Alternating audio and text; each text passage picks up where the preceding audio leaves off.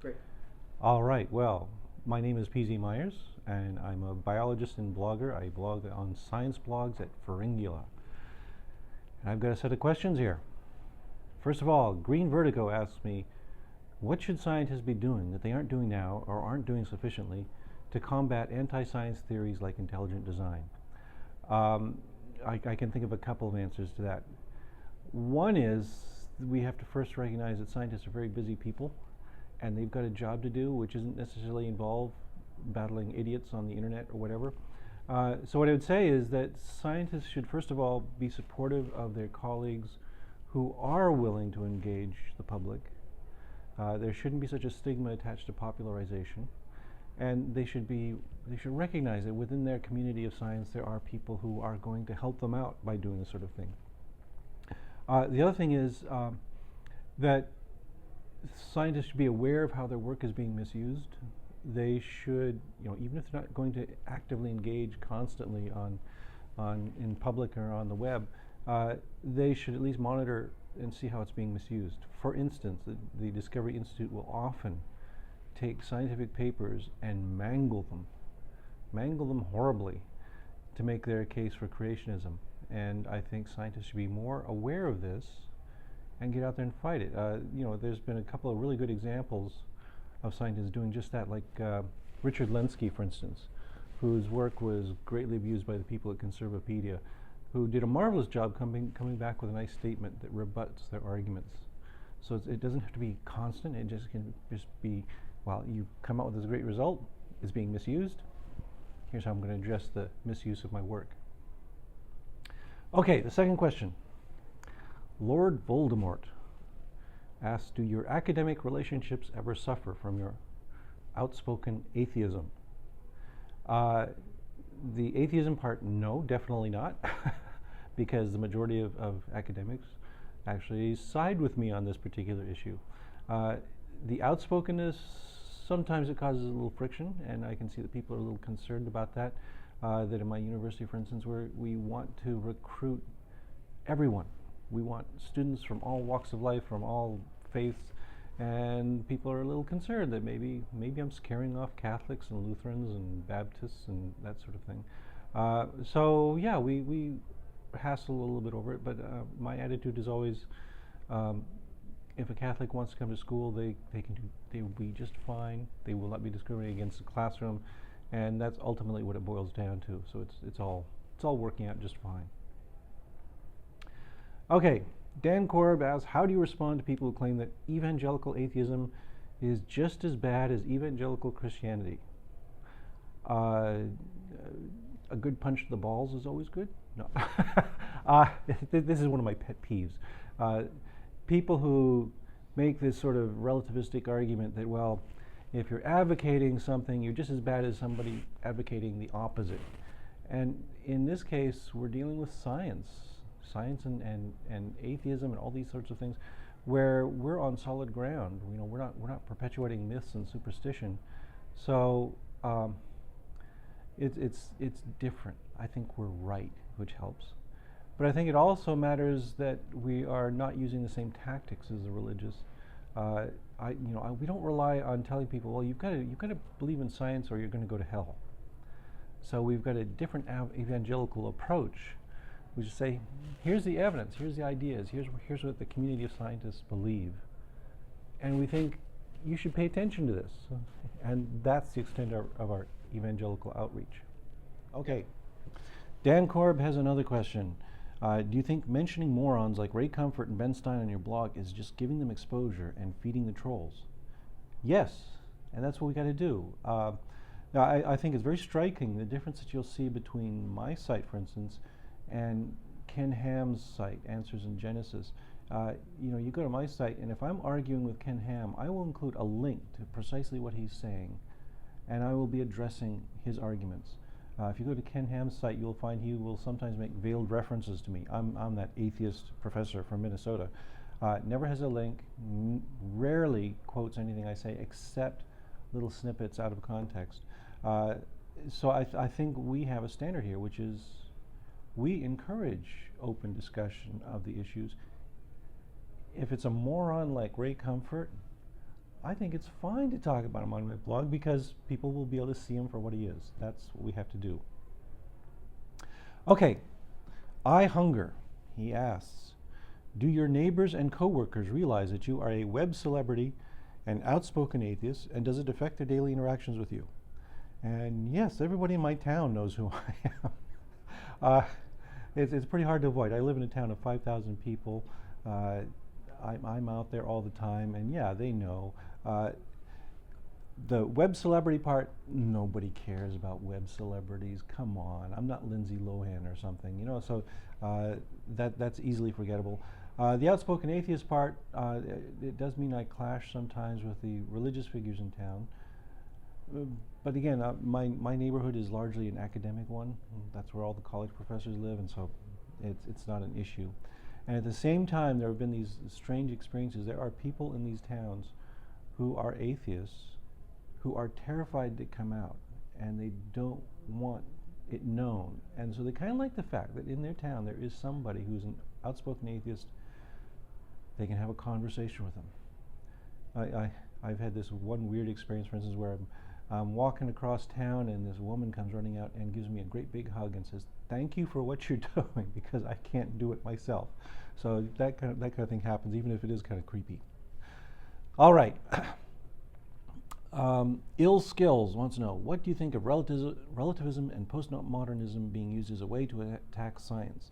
That's kind of an interesting question. It's a really complicated one because I think the people who are using postmodernism are abusing postmodernism as well as science. That what they're doing is taking a few buzzwords out of context again and applying them inappropriately to science and thinking they've made a point. For instance, relativity. Einstein's theory of relativity gave that term this kind of cachet, which is it's a potent word, but it doesn't mean what people think it means there. It doesn't mean that all ideas are equal, and that's the way they're using it to attack science. And so when people start doing that, you gotta jump on them because they don't understand science, they don't understand relativity, and they don't understand postmodernism. So go away, leave me alone. Okay. A. Cole asks, what role should the university play in society? Do you have any concerns about the corporatization of research? That's another gigantic question because one of the things I think is valuable about a university is its independence, that it's not tied so strongly to personal values and so forth in their communities. And that, for instance, I can go to a university where most of the people are godless or fairly liberal in their religion, and we're embedded in this community in rural Minnesota that's very conservative and very religious, and we get along just fine because the university does not dictate what everybody has to do in their life. And I think that's the way we have to keep it, is we have this little bit of isolation. But at the same time, we should be speaking. There should be a dialogue between community and university that I think sometimes diminishes to the point where it doesn't do anything. Corporatization of research, yeah, it's the same problem, because what we're seeing when we see corporatization of research is that suddenly the fairly objective, high-minded goals of the university become subservient to profit, and that can cause a conflict. So yeah, of course I have concerns. What I'm going to do about it, I don't know, because at the same time, I don't like it. Research gets expensive. We need money in order to do it. So yeah, there's going to be tension there forever. All right, Bill Wu, he asked me, do you think the current resurgence in atheism and backlash against religion is likely to maintain momentum, or will it fade in time once balance between secularism and religiosity has been restored? After all, atheism, naturalism, deism has been popular at various other points in the past. Do I think it will maintain momentum? Yes, I do. This idea of a balance between secularism and religiosity, I mean, why the balance should be we destroy religiosity, okay? not in a violent sense, but we replace it. That what we need is a balance that treats religion and superstition and myth as the same thing as this sort of fun thing that some people do in their spare time. but is no longer a significant part in guiding how society operates. So when you ask me what the balance is going to be, that's where it's going to be. Now, of course, historically, you're right. There have been periods of time when various people of an a-religious faith have been popular. I'm thinking like Ingersoll and so forth. But I think we got something different going on right now, that what we have become over the last few centuries of the Enlightenment is dependent on technology and science. And that's not going to go away barring some cataclysmic disaster. And I think what we're going to see is that religion will be seen more and more as an impediment. And I think we will keep growing and building. Okay, tons of fun. Asks a very long question. I'm going to forget about all the biographical details and just jump right to the beginning here, or right the middle part, the meat. What were you up to when you were 25? Do you have any words of advice for aspiring scientists torn between a lucrative career in the private sector and a potentially meager yet more emotionally rewarding life in academia?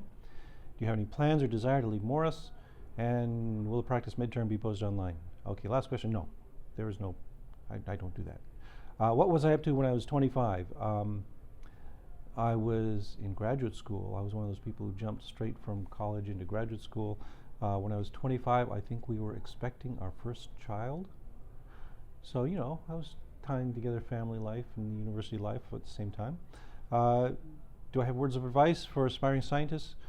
Yeah, follow what you love. I mean, that's what it's all about, is there's always this conflict, people think, between making a living and getting rich and doing things that are exciting and interesting in academia. And once you realize that in academia you don't get rich, but you do make a living wage, it's okay. You know, you're lower middle class, but that's just fine. And you lose that attachment to the material world, then you discover that, well, there's nothing better than going to academia and having the freedom to pursue your interests. So yeah, do it. That's all I'd say. Do I have any plans or desire to leave Morris? No. Well, some days Morris gets a little tiresome. It's very tiny, and when I'm facing a long drive to the airport to get anywhere, that's pretty bad. So then I sometimes think, well, you know, it sure would be nice if we could lift up the whole town and move it about 150 miles further east. But otherwise, Morris and the University of Minnesota Morris are great places to live and work, and I'm not anxious to abandon them. Okay, last question. Mike Soul asks, what can I do to help combat the spread of pseudoscientific nonsense in my daily life without turning into a mad pariah and getting into fights? Is that my reputation? I'm a mad pariah who gets into fights? That's a false dichotomy here. Of course you can spread pseudoscientific, or fight pseudoscientific nonsense, excuse me, just by being outspoken about it. Go ahead and talk to family and friends. You don't have to get in fights with them. You know, you sit down and you talk to them. You're taking homeopathy pills? That's bullshit. Here's why. And you explain to them, you don't have to divorce your wife in order to do this. You don't have to fight. You don't have to kill anyone. Just continue to make that outspoken argument with everyone you meet. And you'll get a reputation as somebody they're afraid to argue with. That's fine. Certainly. Okay. Well, you know, I do have a question. So Reddit has all this power, right? I know that when I get a link from Reddit, traffic goes soaring through the roof. What is Reddit doing to make sure they use their vast powers for good and not evil? Reddit could easily be used to propagate pseudoscience and creationist nonsense and all this other stuff. Does Reddit do anything to filter? Does the readership of Reddit have any plans to make sure that only good science-based, evidence-based reasoning is promoted by Reddit?